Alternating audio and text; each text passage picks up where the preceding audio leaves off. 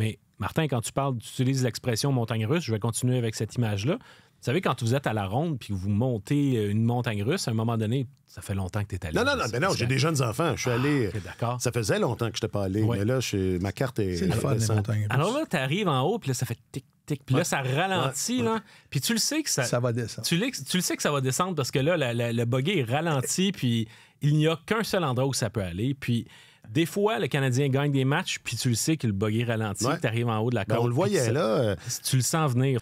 Puis au mois de janvier, quand le Canadien a terminé sa séquence de bons résultats, on le voyait venir à ce moment-là. Puis quand le Canadien est allé perdre à Détroit 4-2 dans un match où il n'était pas du tout là, après ça, c'est là que sa séquence d'un match, d'une victoire en 10 matchs a suivi.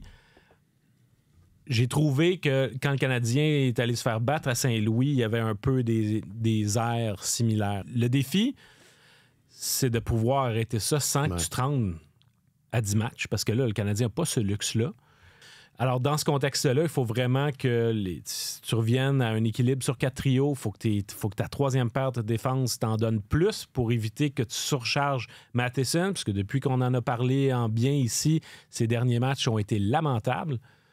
À un moment donné, il faut que tu aies la contribution de tout le monde pour éviter de mettre la pression systématiquement sur les mêmes joueurs.